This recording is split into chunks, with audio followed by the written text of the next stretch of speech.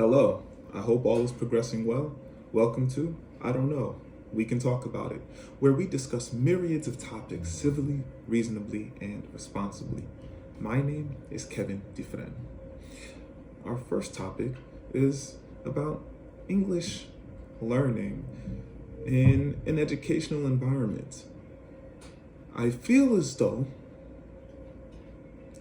the article does integrate many different topics that connect with education.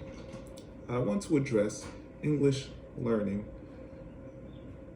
then I'll address other areas of which the article discusses.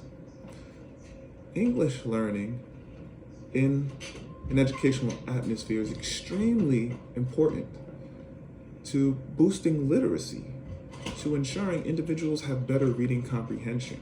Actually, I feel as though an understanding that is necessary within an educational atmosphere in connection with anyone attempting to understand language better is when an individual is in an educational environment, when an individual is especially considering majoring of a particular language, one must understand anything that has to do with the language becomes relevant to the individual's growth. So, when an individual is learning how to speak a language, suddenly, as though some wonderfully magical door appears to open, at least to be in front of the person choosing to embrace the language journey, allows for one to be able to engage with realms of industries that have to deal with the language. Why is language learning important? Because language learning allows for one to have more opportunity in such a arguably competitive, ever-progressing interdependent reality, particularly in connection with entering a workforce. One will greatly benefit from being multilingual, even if to a working proficiency, even if to an intermediate proficiency, which I connotate them differently. I connotate the working proficiency different than an intermediate proficiency, because one may have a working understanding of a language for whatever industry one is in, though may not be able to completely converse in a language on a different level outside of one's industry, which is very important to acknowledge when one is assessing how one may communicate with language between reading, writing, creating forms that individuals with different abilities are able to access when attempting to communicate. So, understanding myriads forms of communication, one may navigate to better understand how important a language learning avenue may be. English learning is important additionally because individuals that speak English as a native tongue may not always be of the understanding of what English may be on an advanced level. Native speakers may not always have formal grasps of language. So, a language learning class may prove extremely valuable for one to learn formally language, as well as to engage with language in a much broader, deeper capacity. Much broader, deeper capacities. The article further discusses areas in connection with education of which currently individuals are facing, though connect with other areas of education that need acknowledgement. One area concerns immigration with education. If any individual appears at an educational environment for a purpose of seeking to disrupt an educational environment, which goes beyond even silently moving in to an educational environment, even if with a warrant, to engage with the student, the very presence of any such individual progressing so may disrupt an educational environment in myriad ways, especially due to individuals being aware of happenings politically in connection with educational environments currently, particularly in the United States. The potential of those realities becoming actual realities if actually happening, individuals of the awareness within the experience will be put in a situation that may be extremely disruptive to their education, which is illegal. So one may find oneself in a conflicting situation of how to respond. The best avenues to respond may be slowly becoming more apparent, though if one is aware of educational criterion is already of the understanding that education takes precedent over anything that may disrupt the educational environment. So, note individuals that do appear, just as one might a visitor or a guest, write names down, ensure to have everything of good documentation, so one protects the good integrity of one's educational environment, and so one understands legally that one is in more than a safe space to act on protecting an educational environment from disruption, especially disruption that may have adverse health effects on individuals within the educational environment, even individuals that have seemingly not one thing to do with what the disruption may be, though of psychical proportions which may connect biologically, emotionally, and or otherwise, all needing necessary considerations, may find adverse effects. So, to ensure to have the utmost safe, healthfully progressing educational environments, stand one's ground reasonably on law.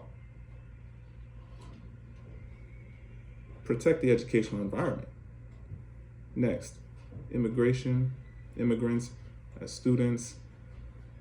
I'm thinking big picture. I'm thinking of how America proves to be extremely competitive because of diversity. Anyone disregarding history may need to actually address what exactly of modernity is one paying attention to. To come to America, to be able to thrive in America, a part of American history is of immigration. Now, competitively, one may feel as though America experiences different situations, different challenges because of immigration. Though, any individual that comes to America and betters America is extremely valuable to America. Any individual within America that is not bettering America may prove otherwise. So I feel as though instead of attempting the broadening stroke of understanding, one must address carefully, particularly humanity, so as to be more aware of how one is engaging with a label. For example, a criminal is an individual that commits a crime. An immigrant is an individual coming from another country. How one decides to address migrant or immigrant, respectfully understand, these understandings have a very different connotation to criminality. How America works is intricately beautiful for individuals coming from other countries, because one may arguably have more than a fighting chance to become American when, especially considering an entities seeking growth, seeking assistance, may find great benefit from individuals coming from other countries, not because individuals within the current country, America, particularly here of our discussion, are not available, though perhaps not willing, perhaps simply not caring, perhaps simply not aware of opportunities other individuals are attempting to finding. So I'm always of an open mind with how to better grow a country, especially considering what may be working with particular areas of growth, assessing how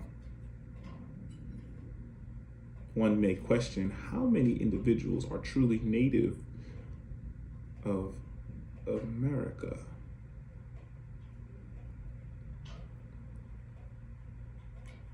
Our next topic is about gender ideology within an educational atmosphere. Considering the case, I always find when one is engaging with the modern world particularly, not to say that anything happening now is new, especially coming from being well aware of historical backgrounds.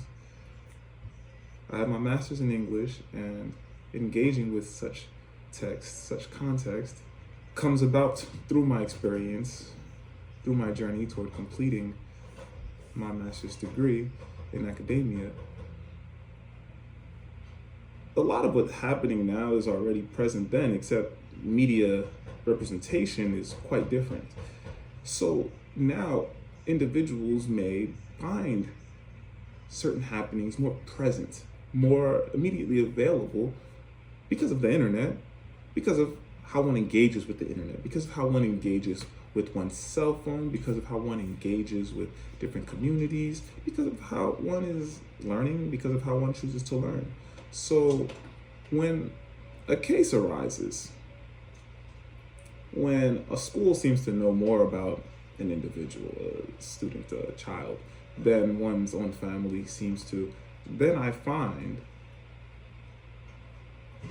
great importance to recognize again and again I will, that an educational environment is to assist with better understanding parameters of growth in connection with how one may be a functional human being outside of the educational environment, beyond an educational environment. So I don't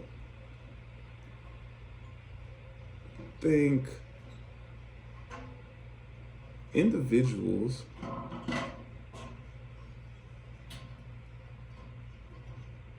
have to dismiss the realities before an educational environment. The world is already present, right? The world outside of an educational environment is extant. It exists. So to be mindful of how the world may be progressing is one area of growing.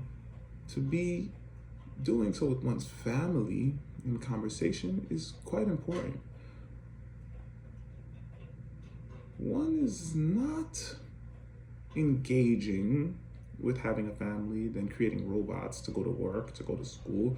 One is engaging with life. So addressing life with one's immediate family is extremely important. Though I understand how to have a focus on what is most seemingly important, may feel extremely necessary, may feel extremely necessary. One must engage with how one growing is assessing life as life.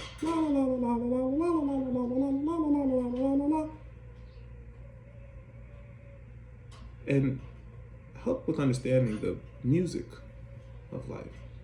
So one engages with one's choice life in the best ways possible, with an understanding of what else consists of life, what else consists of the world one is growing through. So being aware of how one wants one's world to form is very different than being aware of how one is trying to understand the world that is in one's grasp to form.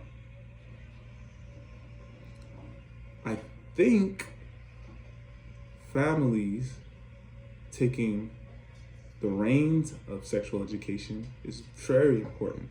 Now, understandably, I understand some families are potentially in a space of experiencing challenges in relationships.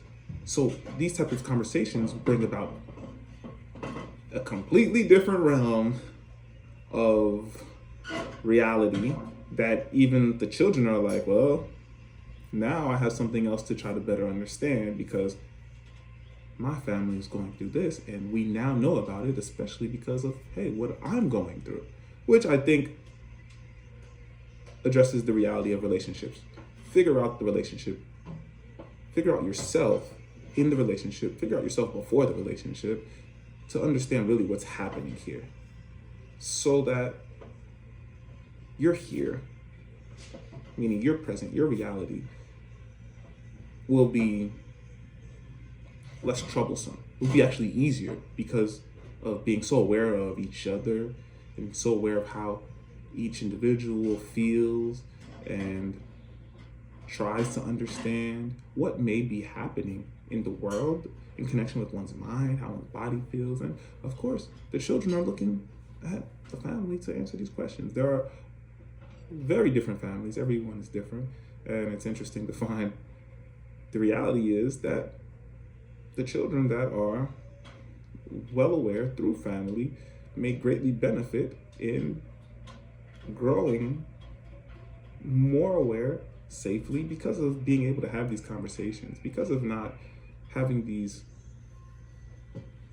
voids, empty spaces that are in need of filling, which of course the internet may not be reaching out to children, may not be reaching out to individuals, though is already available and accessible, especially if one has a cell phone and or internet access. So I think the case really brings attention to how one is catering to one's family. And I'm not judging anyone. I'm saying when situations of this sort arise, the conversations need to happen. The conversation is not comfortable when the conversation is helpful. Because thinking of the conversation for long-term growth, beyond oneself, of course, that really will help an individual with one's growth. When happening within a family space, it's very, very wonderful. And people may thrive. A different sense of comfort will be of the family. When a family does not choose to have particular conversations of what may be seemingly in mind or seemingly present, don't disregard them. Very important to ensure to have the conversations that one wants to have and have the conversations that one needs to have. There are many ways to do so. Of course, there are many, many books that already assist with individuals improving relationships. So take hold, have fun, enjoy your life, and keep an open mind, be reasonable. Because the understanding is not something that just growing up is gonna solve. Getting older doesn't solve anything by itself, no. Being human, using one's human faculties helps solving. So I feel as though when a family takes responsibility of such parameters, then an educational environment, which I think need not be necessarily catering to an individual, so though I do feel as though the educational environment may talk about instances of sexual health and how to actually engage consensually, to a fair degree, respectful of one's audience, and so long as all that is in accordance with the laws of a state, laws of a country, then I do think that's all right, because the other portion seems like catering to a particular ideology more so than just a general understanding of be safe, here are diseases. One is more in alignment medically, one is more in alignment with safe, good health, whereas one may seem more preferential. And all of these parameters may be already aware to parents that care to be aware. One must be aware of what one is subscribing to when one is enrolling a student at an educational facility, in an educational environment. So I always think, start with the family first. Start with helping the family understand, which obviously may bring about conversations that just may simply be different to have than what one may consider normal, or what one may be familiar with creating as a regularity in one's family, what one is finding one wants to talk about, though may not necessarily understand that avenue because of how communication may be in one's current relationship, in one's family. So broaden the mind, open the mind, respectfully, mindfully, and of course, navigate toward books to help if therapy is too expensive. Books may be like $10, even lower dollars, where one may find good advice about culturing a relationship well, culturing a family well in connection with relationship, culturing a family in connection with different topics that one may find arises or that is present in the world that we live in. And these conversations in these books are coming from professionals, people that study behavior, people that are psychologists and are really attempting to help other people understand better how to navigate toward a clearer, happier life, respectfully, because as a family growing, everyone knows families grow differently. So parents are parents, and then one day parents, you're still going to be the couple that was before the whole family, still a family. The kids are going to grow up and they're going to continue to branch off and they're going to be themselves. So I think it's really important to manage that extremely well, mindfully, and also respect the fact that in educational environment, at work environment, these are somewhat temporary. when considering one's family, the family is what is to grow beyond. The family is the legacy. Everything else that helps, at least is available to help, is there. And that may change. And how one interacts with that may change. But one's family, how one grows the family, how one chooses to grow one's family, that is what is going to be more lasting. That is more present, like a friendship even. How one chooses to grow that is what's lasting. Relationships. There are very, very important areas to understand about what is good communication to long-term growth. And not just any long-term growth, good long-term growth. Healthful growing. All right, let's get into some origami. So I'm going to start with making a square.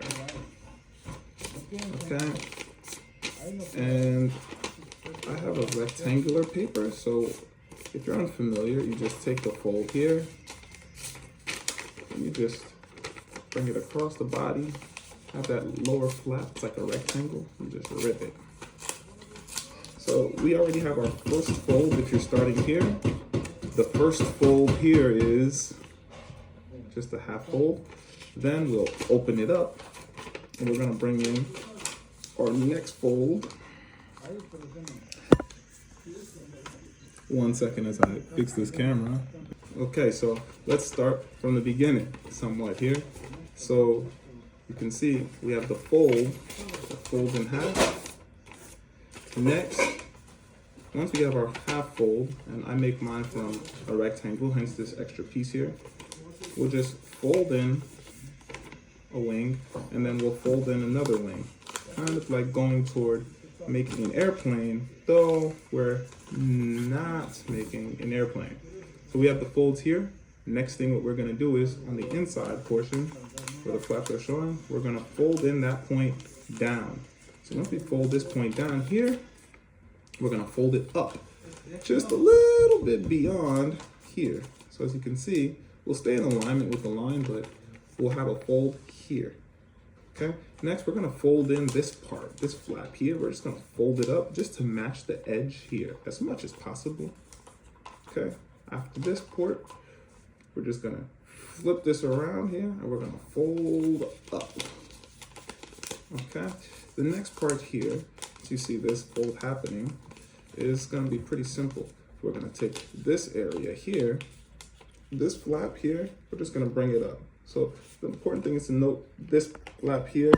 1 second, please, as I fix the camera. Okay, so we're gonna take this portion after the folding from here. We're gonna take this portion here, we're gonna lift it up. So we're not gonna bring it apart, we're just gonna lift it up. We're gonna have a nice little bend. You can already see the forming of a bird-like feature, all right? So that's great. So the next thing we're gonna do here though is we're gonna lift up this flap here just a little bit. Okay, we're gonna take this part here, just lift up a little bit. A little variation from the instructions, which you can find via a link in the YouTube summary. And what we're gonna do next is we're gonna fold up. So first we're gonna fold up here, okay? You see this part right here? We're gonna fold up. To give you a point to fold up from, just fold up to this corner. Fold up from this corner here. Okay, the next thing is we're gonna fold up again this corner right here. And so you can already see we have a very, very cool looking duck coming along. But we're not done. We're not done at all. So what we're gonna do next is we're actually gonna fold the corner down a little bit. So we'll take this down. And you'll see that, again, it's nice to follow the points here. You can just take this point and use it as your guide to fold down and just fold it until you get to that point. Once you get there, and you'll see you have a nice point. And the next part from here is we're actually going to flip this duck here. So we're gonna make it have a little bit more flair here. So we're gonna give it a nice little ducktail. Good way to do that is, well, you want to fold it like down. So you're going to fold it down initially. we're gonna create an up plane. So we have this down. So next what we do, we just reverse fold it, opening it, and then we're gonna just take it in. And if you do it from just the back part, you'll have an inside fold, which kind of gives you that little flutter. So you see the duck tail going up behind the wings. So you give it that. Now if you just do the whole thing, then the whole thing will fold up. So I'll show you here what I mean. Okay, you fold it up here. Here we go. And voila. So now, there you go. You have your duck flare, your duck tail. Okay. Good. Okay, perfect. So now you can see that we have our duck tail here, our little duck tail flare, our little wings. We'll add a few more details which flow in with what's in the instructions. So we'll just take a little bit of a bend here, a little bit of a bend here, and then we'll take another little bit of a bend here. See, we'll fold those back parts in, but we'll fold them in. So we'll fold them in, and when we fold them in, you'll notice that we'll have now this portion inside. And what we can do next is we can actually kind of fluff out these wings here. Okay, just fluff out the wings. Pretty good there. Okay. And now, as you can see, we have our, let me fix this up a little bit. I do like the flare. If the flare bunches up in the middle, you can just kind of fold it again. Again, fold it up, and then just reverse the fold in again. So slowly reverse it, or you can give it some flare in this pomp right here, folding up the little edge in the back a little bit here, just to the points. And then voila, you can have that nice flare there. And voila, we have our origami duck. Now, the image, I'm looking for a pen, the image shows somewhere the duck may look a little different. So my duck, of course, comes out about this way. I add some variations, and your duck might come out with some different variations as well. And if you draw on the duck, you can give it some different life, some eyes and whatnot. Okay, so voila, our duck. All right, we're gonna talk about our next topic, which is about physical book. Of course, reading a physical book has so many benefits, and I champion reading physical books because the science of spatial development is so important for humans' growth, and one may really engage with spatial development through reading physical books. So let's talk about Leviathan. Leviathan is a wonderful book. Talk about bringing a very psychological parameter of understanding through this being, this somewhat seemingly mythological creature.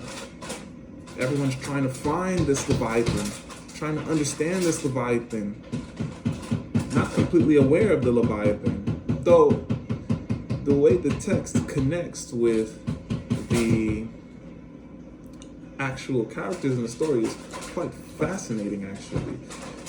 I say so because of how the vastness of the ocean is seemingly representative of the vastness of a human being. And the Leviathan, this mysterious depth within the ocean, is within the human being. So powerful, so enthralling, and really affects how individuals engage and affects how individuals grow. I find the text really navigates relationships in an intricate way, and really human being, bringing to mind what is going on in the human psyche in connection with what is going on in the depths of the worlds that one lives in. I find the text is wonderfully set, wonderfully put together, and I really find that engaging with such an idea is really cool, because I come from the understanding of Leviathan from video games like Final Fantasy, and to have the understanding also from biblical proportions, mixing in with this wonderful tale in such a unique way is really nice for my rounding understanding of Leviathan, though also of how any other culture may perceive, how any other culture may be able to understand Leviathan. And what does that representation of that being mean for a particular culture, and how might one understand what is exactly happening when one is engaging with such a theme, such a myth, such a reality, such a story, such context, from a cultural perspective, though perhaps personally as well. And how might that help better understand human reality? Thanks for joining. I don't know. We can talk about it. Onward and Upward, Kevin Dufresne.